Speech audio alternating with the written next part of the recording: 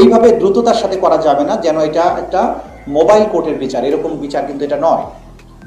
Mobile কোর্টের ক্ষেত্রে যেটা করা সম্ভব হয়, ইন্টারন্যাশনাল ক্রাইমস ট্রাইব্যুনাল যেটা আছে আমাদের, তাদের পক্ষে সেই ধরনের বিচার করা সম্ভব নয়। এটার একটা নির্দিষ্ট প্রসিডিওর আছে, সেই প্রসিডিওর আমাদেরকে ফলো করতে হয়। আমরা সেপ্টেম্বর মাসে দায়িত্ব নিয়েছি, নভেম্বর পর্যন্ত কোর্ট সবকিছু ঠিকঠাক হতে সময় লেগেছে। তারপরে মাত্র কয়েক মাসের ব্যবধানে, 6 মাসেরও কম সময়ের মধ্যে প্রথম তদন্ত রিপোর্টটা কিন্তু আন্তর্জাতিক অপরাধ ট্রাইব্যুনালের তদন্ত সংস্থা দিতে পেরেছেন। আপনাদের এটাও মাথায় রাখতে হবে যে তদন্ত সংস্থায় যে সমস্ত অফিসাররা কাজ করেন, তারা যদিও পুলিশ বাহিনী থেকে এসেছেন, তারা কিন্তু স্বৈরাচারের সাথে সম্পৃক্ত কেউ না। কারণ অধিকাংশই স্বৈর শাসনের আমলে তারা কিন্তু হয় বঞ্চিত ছিলেন, ওএসডি ছিলেন, নইলে বান্দরবনে ছিলেন। এই সমস্ত জায়গা থেকে যারা স্বৈর শাসনের সাথে কোনো অবস্থায় একমত ছিলেন না বা ওই অপশাসনের সাথে সম্পৃক্ত না, সেখান থেকেই বেছে বেছে আমাদেরকে তদন্ত কর্মকর্তা নিয়োগ করতে হয়েছে। এরপরে সমস্যা হচ্ছে যে তারা তদন্ত করেছেন সাধারণ আইনের মামলার তদন্ত। ইন্টারন্যাশনাল ক্রাইমস ট্রাইব্যুনাল অ্যাক্টের অধীনে যে মামলা, এখানে যে অপরাধ, এটা অপরাধের যে ধরন, অপরাধের যে উপাদান, বিচারের যে পদ্ধতি, সব কিছু কিন্তু সাধারণ আইনের থেকে আকাশ পাতাল পার্থক্য।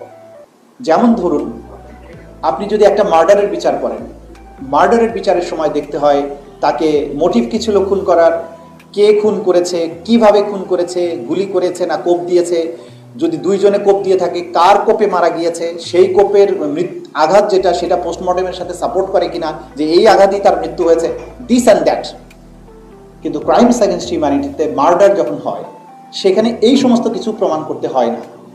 সেটা প্রমাণের পদ্ধতিটা সম্পূর্ণ ভিন্ন। এটা আইনের ব্যাখ্যা আমরা এখানে আলোচনা করব না। একজন মানুষ যদি একটা খুন করে, সেটার আপনি বের করলেন, কিন্তু যেখানে 1,500 মানুষ শহীদ হয়ে গেছে, সেখানে আপনি 1,500-এর মধ্যে আমার জানা মতে 4-5 জন বা 10 জন মানুষের শহীদের চেয়ে বেশি মানুষের কোনো পোস্টমর্টেম হয়নি। ওই সময়ে পোস্টমর্টেম করার কোনো পরিবেশ ছিল না, সুযোগ ছিল না। পোস্টমর্টেম তো দূরের কথা, প্রথম বাধা দিয়েছে হসপিটালে নিতে, কারণ অ্যাম্বুলেন্সে হামলা করেছে, রিকশায় হামলা করেছে, যারা নিয়ে যাওয়ার চেষ্টা করেছে তাদেরকে গুলি করেছে। আচ্ছা, প্রথম ব্যারিয়ার যে আপনি হসপিটালেই যেতে পারেননি। যেগুলোকে নেওয়া গেছে, হসপিটালে যাওয়ার পরে পুলিশ বাধা দিয়েছে চিকিৎসা করতে, এবং আপনারাই বলেছেন যে আমরা ওদেরকে গুলি করেছে মারার জন্য, আপনারা চিকিৎসা দিচ্ছেন কেন? আপনারা শুনেছেন তার কথা। পঙ্গু হসপিটালে যখন আমরা প্রথম, আমি দায়িত্ব নেই তার পরপরই গিয়েছি, সেখানে ভর্তি রোগী এখনো যারা আছেন তারা বলেছেন যে প্রাইম মিনিস্টার নিজে এসে বলেছে এগুলো সারবা না, চিকিৎসাও দিবে না, যাতে অন্য কোথাও যেতে না পারে। এটার আবার ব্যাখ্যা দিয়েছিলাম, অনেকে আবার এটা ভুল ব্যাখ্যা করেছেন, নো রিলিজ নো ট্রিটমেন্ট। এটা আবার বলেছেন উনি পজিটিভ অর্থে বলেছেন, না উনি পজিটিভ অর্থে বলেননি। উনি বলেছেন চিকিৎসাও দিবা না, উনি বলেছেন এখান থেকে বাইরে যেতে দিবা না, কারণ বাইরে গেলে তো চিকিৎসা পাবে।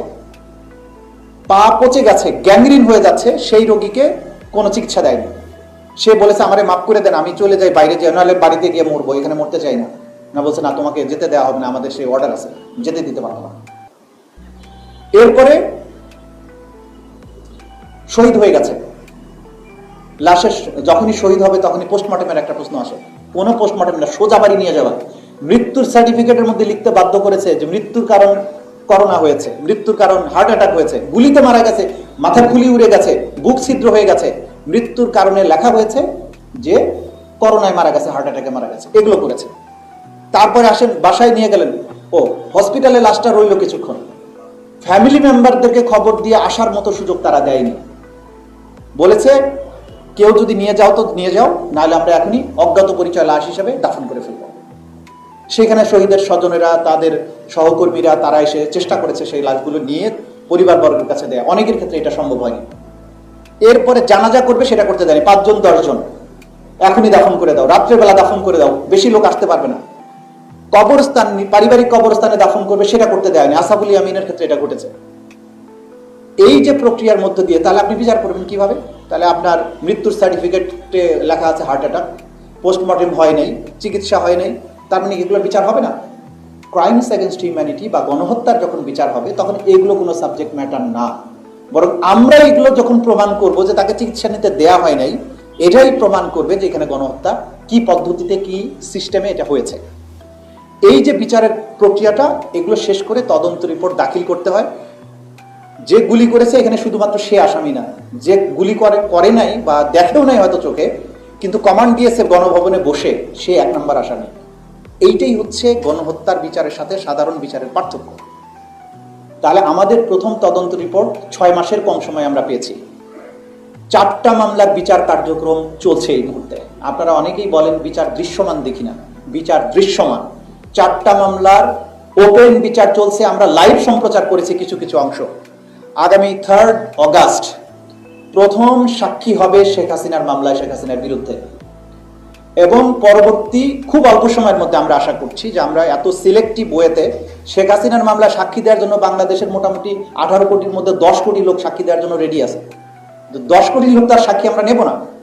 আমরা সবচাইতে এই অপরাধ প্রমাণের জন্য যেসব সাক্ষীর দরকার তাদেরকেই সিলেক্ট করেছি এবং সেখান থেকে যারা বেস্ট উইটনেস তাদেরকে দিয়েই আমরা মামলাটা প্রমাণ করব। এই মামলা প্রমাণ করতে গিয়ে বিচারের যেমন একটা দাবি আছে, প্রচন্ড দাবি আছে। আমরা শহীদদের এই ভিডিও আজকে দেখেছি, কি মনে হচ্ছে যে এদেরকে এক্ষুনি তো পারলে ফাঁসি দেওয়া উচিত। কিন্তু যখন আমরা বিচার করতে যাব আমাদেরকে কিন্তু আবেগটা কন্ট্রোল করতে হয়। কারণ আমাকে ইন্টারন্যাশনাল যে ইয়ার্ডস্টিক আছে বিচারের, গণহত্যা